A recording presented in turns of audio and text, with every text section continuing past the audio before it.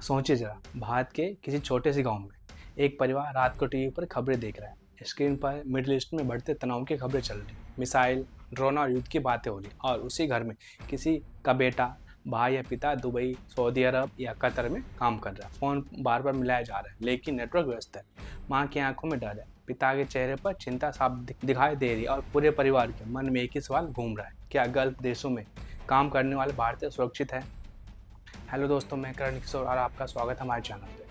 आज हम ऐसे विषय पर बात करने जा रहे हैं जो केवल अंतर्राष्ट्रीय राजनीति या युद्ध की खबर नहीं, बल्कि लाखों भारतीय परिवारों की चिंता से जुड़ा हुआ सवाल है। मिडिल ईस्ट यानी खाड़ी क्षेत्र में पिछले कुछ समय से तनाव लगातार इजाफा हो रहा है और दुनिया की नज़र इस इलाके पर टिकी हुई है।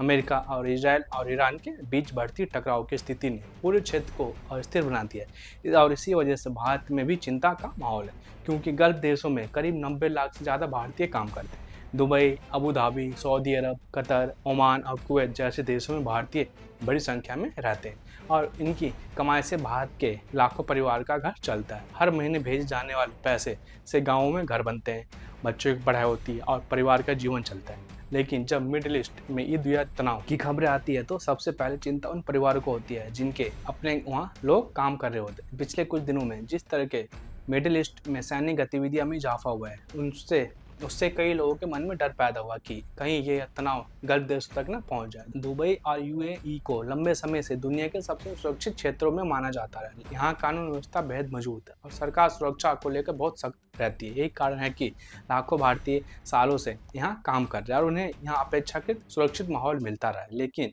जब आसपास के क्षेत्र में युद्ध की स्थिति बनती है तो संभावित रूप से चिंता बढ़ जाती है। भारत में कई ऐसे गाँव में जहाँ लगभग हर घर का कोई न कोई सदस्य गल्फ में काम करता है। उत्तर प्रदेश, बिहार, केरल, तेलंगाना और तमिलनाडु जैसे राज्यों से लाखों लोग खाड़ी देशों में रोजगार के लिए जाते हैं। इन लोगों की कमाई भारतीय अर्थव्यवस्था में भी महत्वपूर्ण योगदान देती है, क्योंकि विदेशों से आने वाली रेमिटेंस भारत के जीडीपी का बड़ा हिस्सा बनती है। इसलिए जब भी गल्फ क्षेत्र में तनाव बढ़ता है तो यह केवल अंतर्राष्ट्रीय खबर नहीं होती, बल्कि भारत के सामाजिक और आर्थिक जीवन से जुड़ा मुद्दा बन जाता है। अब सबसे बड़ा सवाल यह है कि क्या यह वास्तव में गल्फ देशों में काम करने वाले भारतीय खतरे में है, या यह केवल डर और अफवाहों का माहौल है? इस सवाल के जवाब समझने के लिए हमें गल्फ क्षेत्र की सुरक्षा व्यवस्था और वहाँ की राजनीतिक स्थिति को समझना होगा। संयुक्त अरब अमीरात यानी यूएई, सऊदी अरब और कतर जैसे देशों ने पिछले कई सालों में अपनी सुरक्षा प्रणाली को मजबूत किया है। वहाँ आधुनिक एयर डिफेंस सिस्टम, निगरानी तंत्र, सुरक्षा एजेंसियां बेहद सक्रिय रहती है। किसी भी संभावित खतरे से निपटने के लिए इन देशों के पास आधुनिक तकनीक और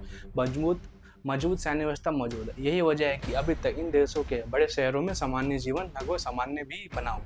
हालांकि सुरक्षा एजेंसियां सतर्क है और किसी भी संभावित खतरे से निपटने के लिए तैयार है। भारत सरकार भी स्थिति पर लगातार नजर बनाए हुए। विदेश मंत्रालय ने गल्फ देशों में रहने वाले भारतीयों के लिए हेल्पलाइन और कंट्रोल रूम की व्यवस्था की है, ताकि जरूरत पड़ने पर तुरंत मदद पहुंचाई जा सके। भारतीय दूतावास भी लगातार अपने नागरिकों को सलाह दे रहा है कि वे सतर्क रहे, अफवाहों से बचाव और स्थानीय प्रशासन के निर्देशों का पालन करें। यह भी सच है कि मिडिल ईस्ट में तनाव का असर केवल सुरक्षा तक सीमित नहीं रहता, बल्कि आर्थिक और सामाजिक स्तर पर भी दिखाई देता है। अगर युद्ध बढ़ता है तो तेल की कीमतों पर भी असर पड़ सकता है, व्यापार प्रभावित हो सकता है और यात्रा पर भी असर पड़ सकता है। गल्फ देशों की अर्थव्यवस्था का एक बड़ा हिस्सा तेल और अंतर्राष्ट्रीय व्यापार पर आधारित है, इसलिए क्षेत्र में किसी भी प्रकार की अस्थिरता का असर पूरी दुनिया पर पड़ सकता है। लेकिन अभी तक उपलब्ध जानकारी के अनुसार गल्फ देशों में रहने वाले भारतीयों के लिए कोई तत्काल बड़ा खतरा घोषित नहीं किया गया है। वहाँ की सरकार स्थिति को नियंत्रण में रखने की कोशिश कर रही है और सुरक्षा एजेंसियां पूरी तरह सतर्क है। इसके बावजूद भारत में परिवारों की चिंता स्वाभाविक है, क्योंकि जब टीवी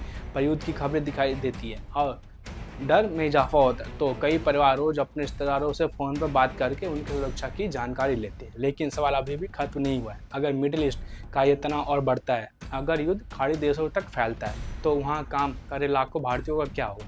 क्या भारत सरकार उन्हें सुरक्षित निकाल पाएगी, या फिर दुनिया के एक ऐसे संकट की ओर बढ़ रही है जिसका असर सीधे भारतीय परिवारों तक पहुंचेगा? यह सवाल अभी भी बना है और आने वाले दिनों में इसका जवाब पूरी दुनिया को चौंका सकता है। इसलिए जुड़े रहिए हमारे साथ, क्योंकि इस कहानी का सबसे बड़ा सच अभी सामने आना बाकी है। धन्यवाद।